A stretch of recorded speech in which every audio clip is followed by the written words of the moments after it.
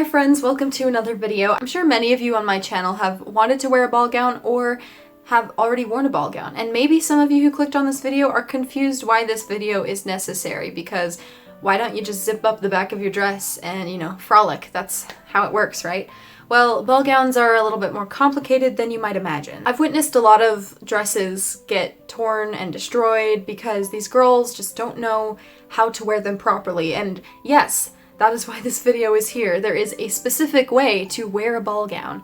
Now, this video is not intended to roast any of those people who just wear them improperly. It's simply meant to educate you on how ball gowns work and how they function so that you can increase the lifespan of your clothing, and also you can navigate a ball gown with ease and look elegant while doing so. First, to understand ball gowns, we must first understand the undergarments or the foundation garments, and my historical fashion nerds out there will already know what these garments are. For those of you who don't know, there are several layers of foundation garments that contribute to the shape of the dress, the strength of the dress, and overall they just provide structure, support, and more shape. The first layer is the chemise or the shift. Now this is what you might think of as a camisole, a slip, or a tank top that you wear underneath your dress. The purpose of this garment is to protect your skin and to protect the dress. Now, it protects your skin because it's typically made out of a lightweight natural fiber like cotton or linen, or sometimes polycotton works as well, and it protects your skin from chafing and scratching from the outer garments, and it also protects your outer garments in turn by keeping the sweat off of your dresses, because you can't just throw a ball gown into a washing machine because that would completely ruin the ball gown.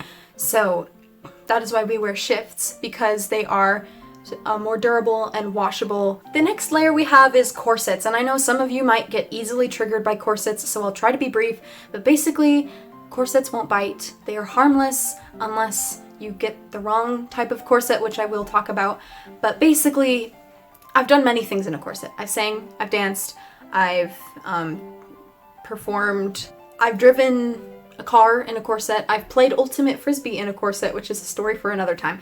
But anyway, basically, the main mistake people make with corsets is they buy these modern corsets off of Amazon, which are not structured and they do not give you any shape. It doesn't do anything for your body because the cut of the corset is straight and it's not cut like an hourglass. Most people believe that if you lace it tight enough, then you'll get an hourglass shape, but that's just simply not true, because what determines the shape is the cut of the garment and not how tight you lace it. Don't buy the modern ones because they will put too much stress on your rib cage, and they're not as comfortable or breathable. So I would recommend finding a corset or making a corset that is tailored to your exact measurements, because those ones are really what's going to give you the full effect. If you feel uncomfortable wearing a corset, I completely understand, but you just need to know that it basically evenly distributes the weight, gives you shape, it protects the outer bodice from tearing. I was in a play and these girls were wearing ball gowns and they did not have, the bodices were not boned and they were not wearing corsets, and so I was seeing a lot of the dresses tearing at the side seams and the back seams because there was just no support in there. So make sure that you have some sort of supporting undergarment for your torso. Alright, I'm now going to demonstrate how to put on a corset. Before I do this, I like to loosen my laces in the back a little bit so that they have a little bit of room to move around. And then I just bring it around to the front. And I like to start at the top of the busk and work my way down to the bottom, doing each individual hole. Alright, once I've got my corset on, I go around to the back and then just tighten the laces, and I lace mine with the bunny ear method, where I have these two little loops in the middle, and then I just pull those loops, and as you can see, my corset kind of closes pretty much all the way. I had like a 4-inch lacing gap on this before, but now this corset is a little bit bigger because I've lost a little bit of weight. Once I've got the laces pulled tight, I loop it around just so that it's crossed, and then I grab 2 loops like this, and then grab the one loop with my finger and bring it through just so I have kind of like a slip knot. So when I'm done, I can just pull these and they'll come out. Some people also like to bring the laces around to the front and tie them in the front. That works too. And then you can tuck the extra underneath the front. But this is how I like to do my corset. Next we have crinolines and petticoats. And crinolines and petticoats go hand in hand, so I'm just gonna talk about them kind of together. But crinolines are what you would think of as a hoop skirt. I'm under the suspicion that most people believe that hoop skirts or crinolines are what is supposed to make your dress poofy, which it's partially true. It does give your dress a little bit of volume, and one of the main reasons we have crinolines is because they give your dress a certain silhouette or shape. But one important detail that not many people know is the reason why you have a crinoline is it keeps the skirts away from your feet so you can walk and dance without tripping. Now, in purchasing a crinoline or hoop skirt, there are two things you want to keep in mind. First is you want to buy one with multiple hoops. A lot of them only have 3 hoops, and that's just not going to do it for you because it will not be able to support any sort of dress. So you want to get one with multiple hoops so it's stronger, and try and find one with steel boning because those will also be stronger. And then the second thing is you want to buy one with the right silhouettes. A lot of them have this kind of cupcake silhouette, which I'm not really a fan of because it looks kind of weird in my opinion. But I like the elliptical hoop skirts, which are a little bit bigger in the back and a little bit more flatter in the front because it just has more of an elegant shape. Alright friends, now it's time to put on the crinoline. So here I have my crinoline, and it doesn't look as lovely as it did when I first made it because now it's got these 2 hula hoops sewn in for extra strength because this had to support my Cinderella gown. So basically how I put this on is I make sure it goes on over my head, and then I bring it down to my waist. And some crinolines will have like snaps, some will have elastic. Mine has these two pieces of twill tape, and it just ties in the front. So I just like to do a little bow. The hardest part about a crinoline is sitting in it.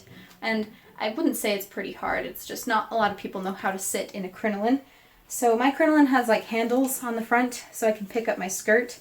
So that's helpful. When you sit in a crinoline, you have to do it in a very specific way. I lent this to my double in a show once, and I forgot to tell her how to sit in the crinoline. And when she went to sit, she sat down like this, and you can kind of guess what happened. Now the audience can see what's underneath here. Anyway, to sit in a crinoline the proper way, there's a couple ways you can do it. The first is you can pick up the crinoline, and the idea is you want this bottom hoop to sit on the chair with you, like this. And that doesn't mean you have to reach down and pick up the bottom hoop. You can just pick up the middle where your hands are resting, and then pick up your skirts like so, and sit down. And then this will keep your skirts and your crinoline right where it's supposed to be so you're not flashing anyone. And then the second way you can do it, which is not my preferred way because it's kind of tricky, but you can like push the back of your crinoline up and then sit down.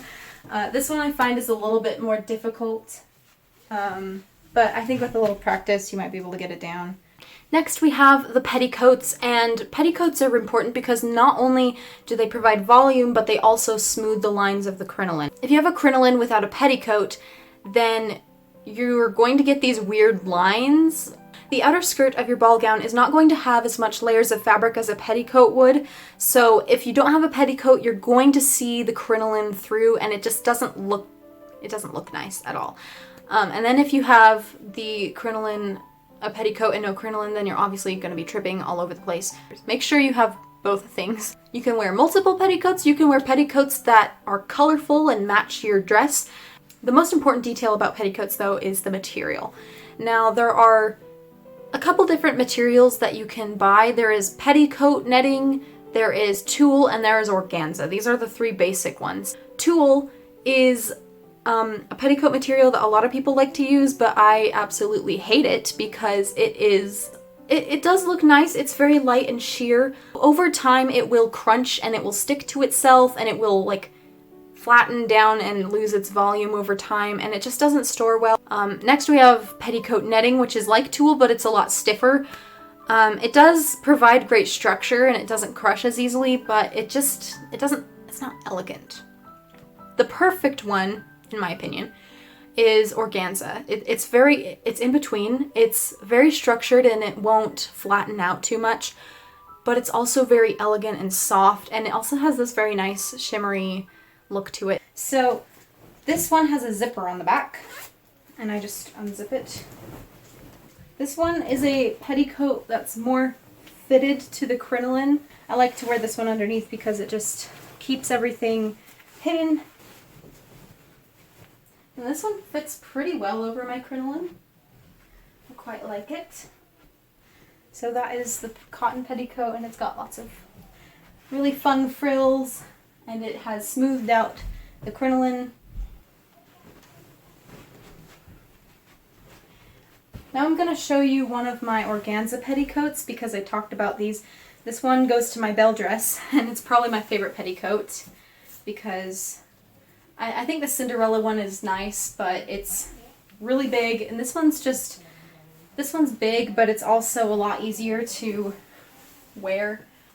This one is done up with snaps and a hook and eye at the top. This part stays in the front, and the closure is hidden by the outer skirt. But I really love this one because it has a really beautiful twirl to it. It is made with circle skirts, so I get more flare when I spin, which I can't really do in here because I don't have a lot of space. And then on the bottom layer, it's got some godets and ruffles to give it a bit more volume. Next, we have the actual dress. Now, your dress can come in like two ways. You may have the dress all in one, as in the bodice is attached to the skirt, or you may have a dress with a detachable bodice. Now, if you have a detachable bodice, then you want to make sure that you put the skirt on first, because if not, you're gonna have to like tuck the skirt underneath the bodice, but it's just easier to put the skirt on first. Just always do that. Make sure that your skirt is wide enough to fit your petticoat and your crinoline. The bodice of the dress should be worn to match the corset silhouette, and also the bodice needs to be structured and have like some sort of boning or some sort of stiff material in there. If not, it's going to wrinkle and it's going to crunch, and you don't want that to happen. And now you're all done, and you can add accessories like gloves, crowns, jewelry, and just have fun with it and frolic. Enjoy the experience of wearing a ball gown. Here's some more tips of how to navigate in a ball gown. If you're walking and dancing in your ball gown, the best way to keep the skirts away from your feet is by kicking the dress outward whenever you take a step. If your dress is simply too long and you just keep stepping on it, then you might need to hem your dress, which means you can pin or cut and sew the hem or get it professionally tailored.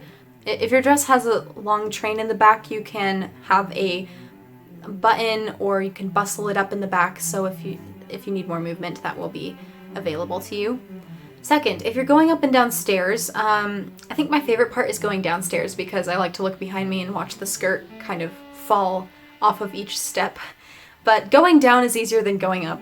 When you're going down the stairs, the skirt is always higher up than your feet, so with every step you take, your skirt will be offset enough that you won't step on it. But once again, if it's too long, you can always lift it when you're going down. And then when you're coming up the stairs, you want to make sure that you lift the skirt up with your crinoline. If your dress is shorter, you may be able to walk up the stairs by kind of walking from side to side like this. It's kind of weird, but with some practice, you'll be used to it. Just assume that other people don't know you're wearing a ball gown. So I kind of have like this unconscious behavior of checking to see if people are standing too close or sitting on my dress. So I always make sure that nobody is, stepping on my dress. Then once again, just use common sense. Don't eat or drink anything that stains while you're wearing your ball gown. You can, I have eaten in my dresses before, but I just make sure that I'm only drinking water and eating foods that won't destroy my gown. Make sure that if there's any places that your dress can get caught on, that you're picking up your skirts. And obviously don't go to any place that is like muddy or dirty. If you need to clean your dress, make sure that you dry clean it or spot clean it with like a wet rag or something. Once again, you don't want to throw these in the wash. And that's pretty much all the tips I have for you today. I hope this was very helpful for you, and now you can look stylish and elegant because you now know how to navigate in a ball gown and how to wear it properly. If you have any questions or comments, please leave them down below, and you can follow me on Pinterest or Instagram, and I hope to see you in the next video. Bye! Many of you have, I'm sure, excuse me, that you'll be able to see through the outer skirt, because the outer skirt of your excuse me. So make sure that you have both things. I don't know why I crossed my finger. The second glove is always the hardest one to get on. The mirror makes my face look so weird.